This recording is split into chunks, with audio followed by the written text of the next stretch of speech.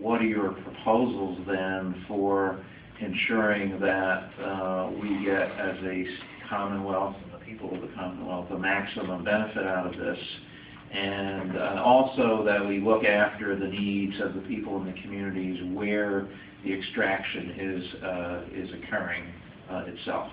And Ms. Boscola, would you like to lead off on that? Yeah, that's exactly what I've been saying. When you talk about taxing an industry, you've got to strike the balance between what tax and how much, and what you're going to do, and if the company is going to leave or stay, and how much profit are they going to make at the expense of your environmental concerns. So when I'm looking at, in Harrisburg, which way to vote on this bill, depending on what comes out of the House and the Senate, I look at that balance between, you don't want to overtax the industry, you don't want to undertax it. I don't believe that they're going to leave if we tax them at the appropriate level, and you want to make sure that your environment is protected.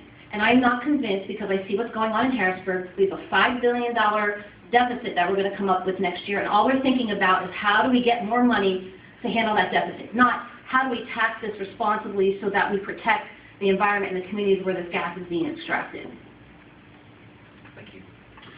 Well, one of the most important things about the natural gas shale formation is it's free. It's not produced, it's not a product that anyone has had to build. It's there for the taking, so to speak. So yes, you definitely want to aggressively tax it once they have gone to the effort to produce it. But you can't tax them too aggressively up front, because they can go to other places that will, like I said before, offer them a better deal. As far as where the revenue goes, well, one of the things we should do is become a model state. We should have all of our major transportation, Philadelphia, Harrisburg, Pittsburgh, should all become, the buses and things like that should run on compressed natural gas. Since we have one of the highest, actually the highest corporate net income taxes, which is one of the reasons why businesses and industries are leaving the state, we can say, hey, we will offset that initial high tax by giving you the lowest energy costs you have. So when you bring industry here, instead of paying a fortune in taxes, which they're doing now, their overhead, and taxes and overhead, but their overhead for energy use, for electricity generation, things like that will be much lower, and that will offset, it will grow the tax base, which will make ultimately the decision to move here that much better. Thank you very much. This issue is certainly closely related to the next question, which is the need to improve the economy in the state, employment in the state of Pennsylvania. And so as a general question to start off with, what are your principal proposals for job creation in the Commonwealth? Mr. Connolly, would you start on this question, please? Well, thank you. Being in the private sector for over 20 years, I know a little bit about job creation. And one of the most important things, and really the only thing a government can do, a government cannot create a job, but it can create an environment for a job. We have a big exodus in Pennsylvania, both residents and businesses leaving this state. As a matter of fact, one of our biggest exports is college graduates.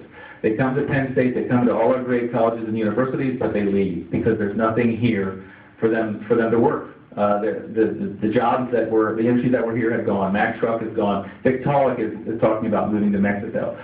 The only place in the world that is more hostile to new job creation in the world is Japan. You take our corporate net income tax, which is 9.99%, you add that with all the other regulations and things like that, people are leaving and businesses are leaving. To create jobs, you have to lower taxes, but it's hard to lower taxes when you've already got a huge budget deficit.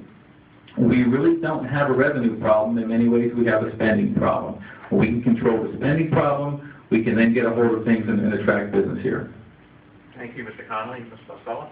I have been thinking a lot about what do we do in this type of economy with the unemployment rate as high as it is. And I do know, and I have been on bills, co-sponsors of bills and also sponsors of bills, to phase out the capital stock and franchise tax, to reduce the corporate net income tax, to repeal the inheritance tax. But you also need to give tax credits to people, to companies that are hiring Pennsylvania workers. You need to penalize contractors who hire illegal immigrants. And we need to invest in startup companies, venture capital. This is new and great, and I think our state is open to these opportunities by using our university systems, which help to develop incubators, where our small startup companies are growing. And these are the type of investments I believe we have to make. Ben Franklin Partnership, the small business development centers, the industrial resource centers. Those are the areas of the budget we should not be cutting right now, because for every dollar we invest in those programs, we get $12 to $15 back. That's what we need to do in Harrisburg, smart investments that pay off.